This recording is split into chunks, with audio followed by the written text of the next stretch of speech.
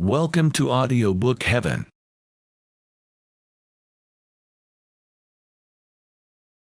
The Odyssey by Homer. Translated by Samuel Butler. Book 1. Tell me, O Muse, of that ingenious hero who travelled far and wide after he had sacked the famous town of Troy.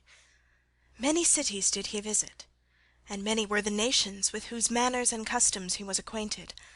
Moreover, he suffered much by sea while trying to save his own life and bring his men safely home. But do what he might, he could not save his men, for they perished through their own sheer folly in eating the cattle of the sun-god Hyperion. So the god prevented them from ever reaching home. Tell me too about all these things, O daughter of Jove, from whatsoever source you may know them.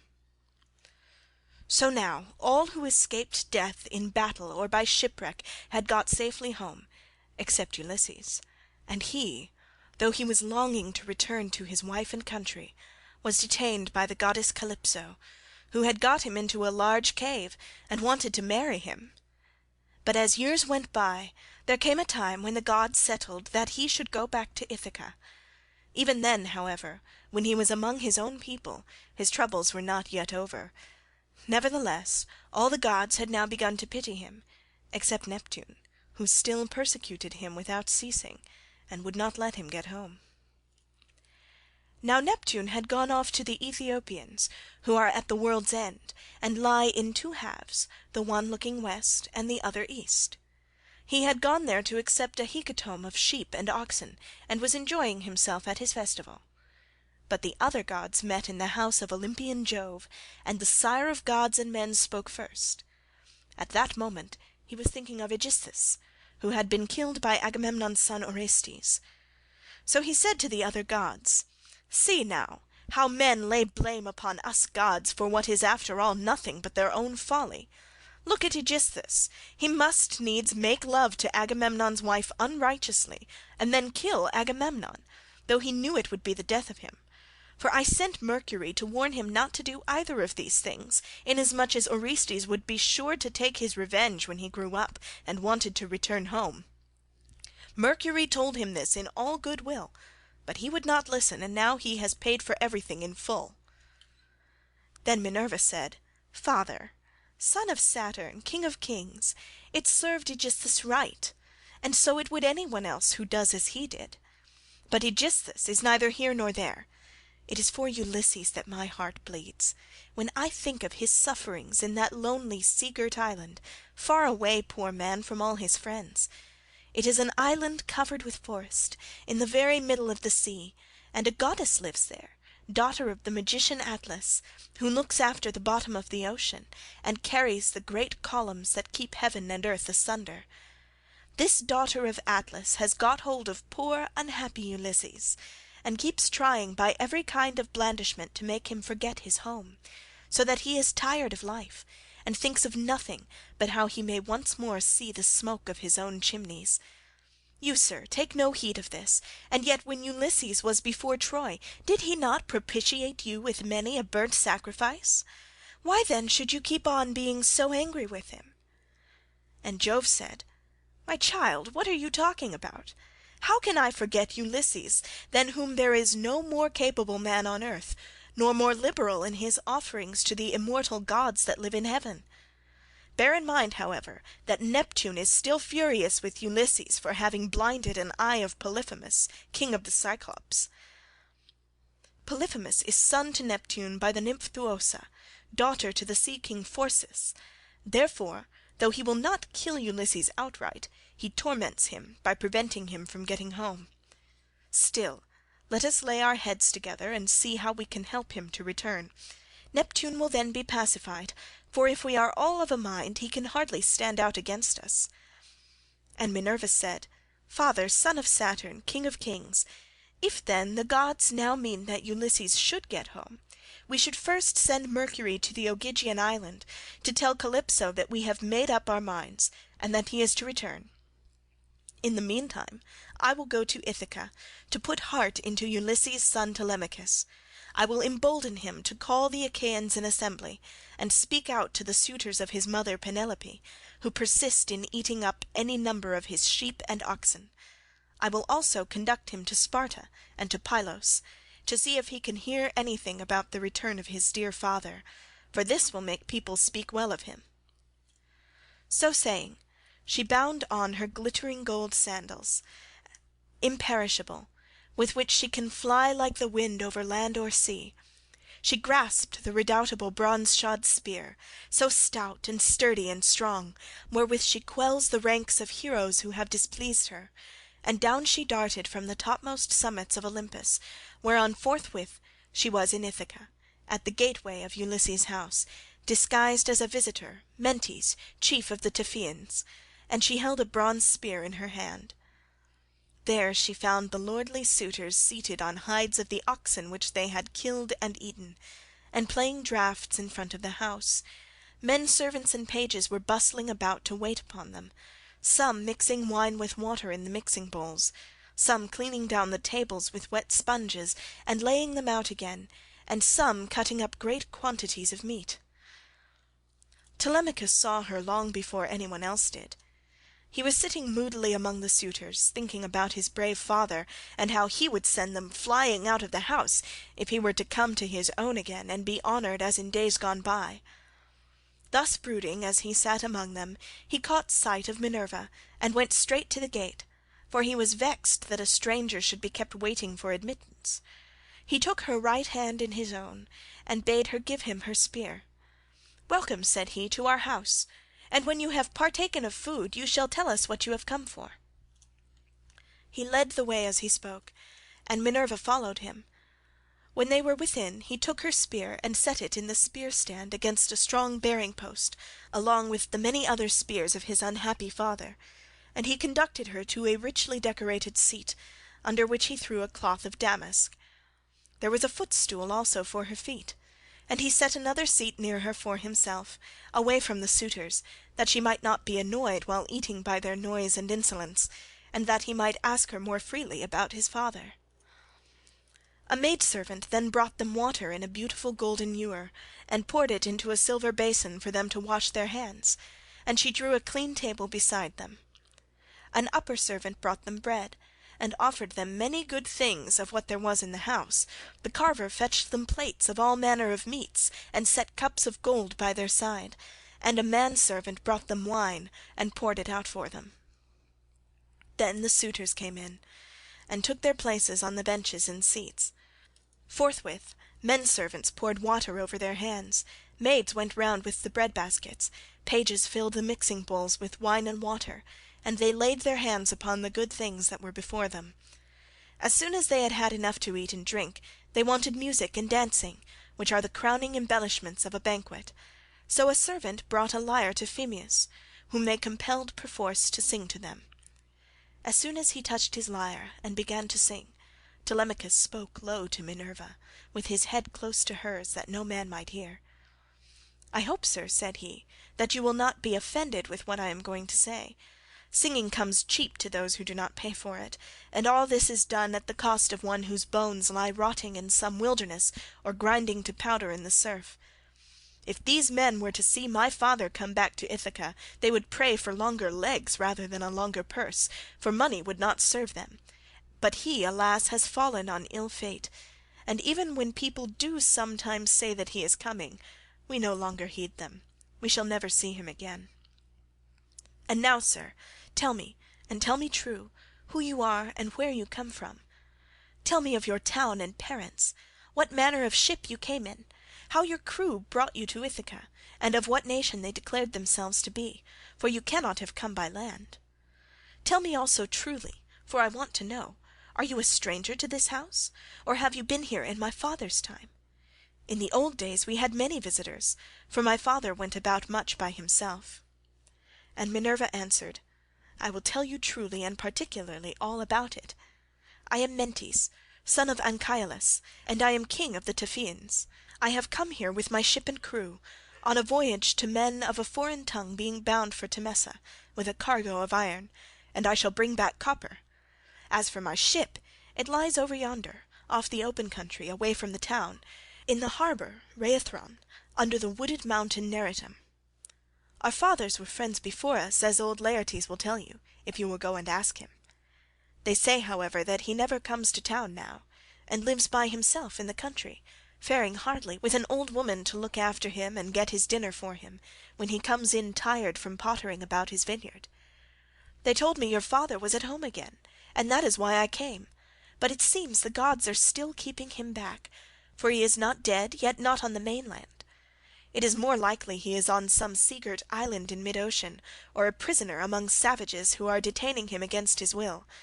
I am no prophet, and know very little about omens, but I speak as it is borne in upon me from heaven, and I assure you that he will not be away much longer, for he is a man of such resource that even though he were in chains of iron he would find some means of getting home again. But tell me, and tell me true, can Ulysses really have such a fine-looking fellow for a son? You are indeed wonderfully like him about the head and eyes, for we were close friends before he set sail for Troy, where the flower of all the Argives went also. Since that time we have never either of us seen the other." "My mother," answered Telemachus, "tells me I am son to Ulysses, but it is a wise child that knows his own father. Would that I were son to one who had grown old upon his own estates, for since you ask me, there is no more ill-starred man under heaven than he who they tell me is my father."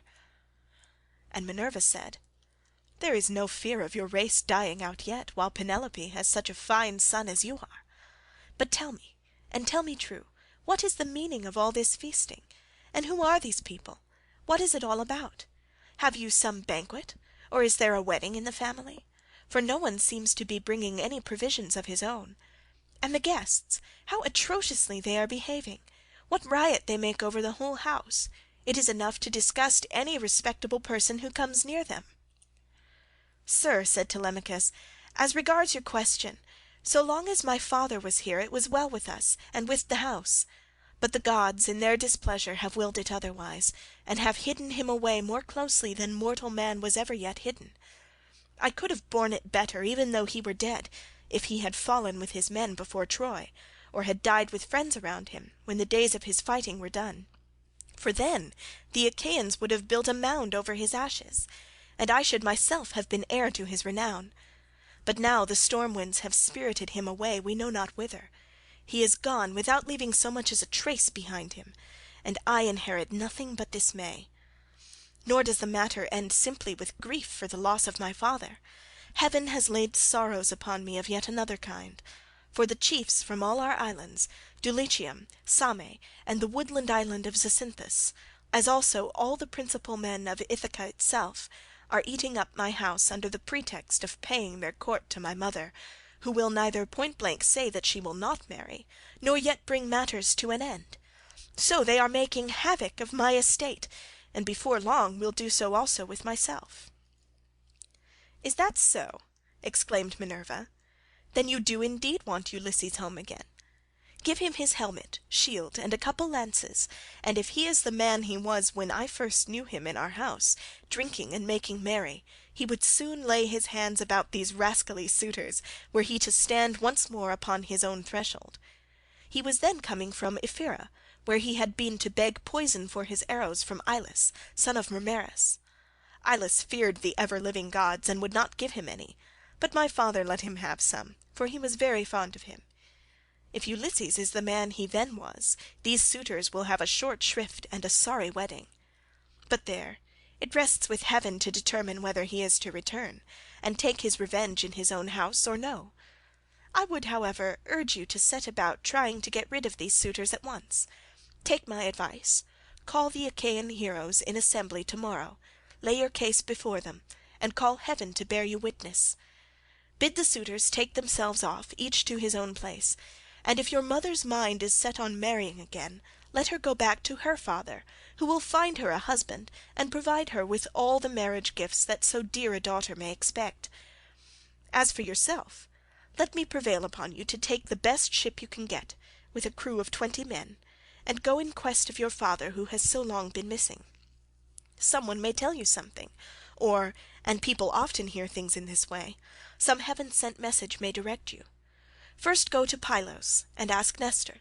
Thence go on to Sparta and visit Menelaus, for he got home last of all the Achaeans. If you hear that your father is alive and on his way home, you can put up with the waste these suitors will make for yet another 12 months. If on the other hand you hear of his death, come home at once, celebrate his funeral rites with all due pomp, build a barrow to his memory, and make your mother marry again. Then, having done all this, think it well over in your mind how, by fair means or foul, you may kill these suitors in your own house. You are too old to plead infancy any longer. Have you not heard how people are singing Orestes' praises for having killed his father's murderer Aegisthus? You are a fine, smart-looking fellow. Show your mettle then, and make yourself a name in story. Now, however, I must go back to my ship and to my crew, who will be impatient if I keep them waiting longer. Think the matter over for yourself, and remember what I have said to you." "Sir," answered Telemachus, "it has been very kind of you to talk to me in this way, as though I were your own son, and I will do all that you tell me. I know you want to be getting on with your voyage, but stay a little longer till you have taken a bath and refreshed yourself. I will then give you a present, and you shall go on your way rejoicing. I will give you one of great beauty and value, a keepsake such as only dear friends give to one another." Minerva answered, "Do not try and keep me, for I would be on my way at once. As for any present you may be disposed to make me, keep it till I come again, and I will take it home with me. You shall give me a very good one, and I will give you one of no less value in return." With these words she flew away like a bird into the air, but she had given Telemachus courage, and had made him think more than ever about his father. He felt the change, wondered at it, and knew that the stranger had been a god, so he went straight to where the suitors were sitting. Phemius was still singing, and his hearers sat wrapped in silence as he told the sad tale of the return from Troy, and the ills Minerva had laid upon the Achaeans. Penelope, daughter of Icarius, heard his song from her room upstairs, and came down by the great staircase, not alone, but attended by 2 of her handmaids. When she reached the suitors she stood by one of the bearing posts that supported the roof of the cloisters, with a staid maiden on either side of her. She held a veil moreover before her face, and was weeping bitterly. "Phemius," she cried, "you know many another feat of gods and heroes, such as poets love to celebrate. Sing the suitors some one of these, and let them drink their wine in silence, but cease this sad tale, for it breaks my sorrowful heart, and reminds me of my lost husband, whom I mourn ever without ceasing, and whose name was great over all Hellas and middle Argos." "Mother," answered Telemachus, "let the bard sing what he has a mind to. Bards do not make the ills they sing of. It is Jove, not they, who makes them, and who sends weal or woe upon mankind according to his own good pleasure. This fellow means no harm by singing the ill-fated return of the Danaans, for people always applaud the latest songs most warmly. Make up your mind to it, and bear it. Ulysses is not the only man who never came back from Troy, but many another went down as well as he.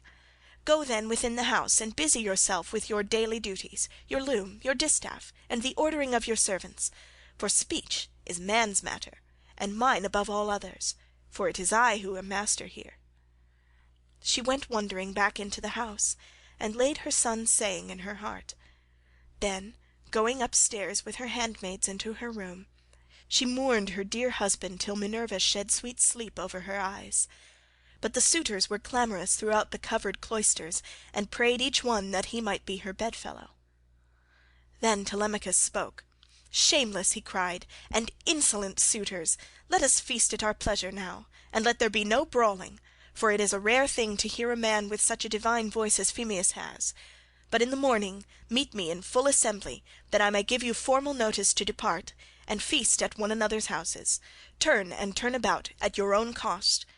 If on the other hand you choose to persist in sponging upon one man, heaven help me but Jove shall reckon with you in full, and when you fall in my father's house there shall be no man to avenge you." The suitors bit their lips as they heard him, and marvelled at the boldness of his speech. Then Antinous, son of Eupeithes, said, "The gods seem to have given you lessons in bluster and tall talking. May Jove never grant you to be chief in Ithaca, as your father was before you."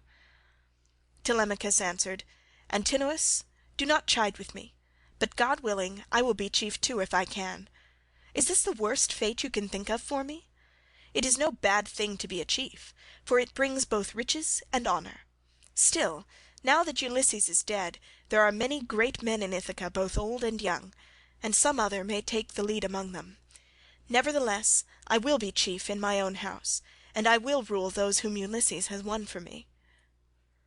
Then Eurymachus, son of Polyphemus, answered, "It rests with heaven to decide who shall be chief among us, but you shall be master in your own house and under your own possessions. No one, while there is a man in Ithaca, shall do you violence and rob you. And now, my good fellow, I want to know about this stranger. What country does he come from? Of what family is he, and where is his estate? Has he brought you news about the return of your father, or was he on business of his own? He seemed a well-to-do man, but he hurried off so suddenly that he was gone in a moment before we could get to know him." "My father is dead and gone," answered Telemachus, "and even if some rumour reaches me, I put no more faith in it now. My mother does indeed sometimes send for a soothsayer and question him, but I give his prophecies no heed. As for the stranger, he was Mentes, son of Anchialus, chief of the Taphians, an old friend of my father's. But in his heart he knew that it had been the goddess." The suitors then returned to their singing and dancing until the evening, but when night fell upon their pleasuring, they went home to bed each in his own abode. Telemachus' room was higher up in a tower that looked on to the outer court. Hither then he hied, brooding and full of thought. A good old woman, Euryclea, daughter of Ops, the son of Pisenor, went before him with a couple of blazing torches. Laertes had bought her with his own money when she was quite young. He gave the worth of 20 oxen for her, and showed as much respect to her in his household as he did to his own wedded wife, but he did not take her to his bed, for he feared his wife's resentment. She it was who now lighted Telemachus to his room, and she loved him better than any of the other women in the house did, for she had nursed him when he was a baby. He opened the door of his bedroom and sat down on the bed. As he took off his shirt he gave it to the good old woman, who folded it tidily up, and hung it for him over a peg by his bedside, after which she went out, pulled the door to by a silver catch, and drew the bolt home by means of the strap. But Telemachus, as he lay covered with a woollen fleece, kept thinking all night through of his intended voyage of the counsel that Minerva had given him. End of Book 1.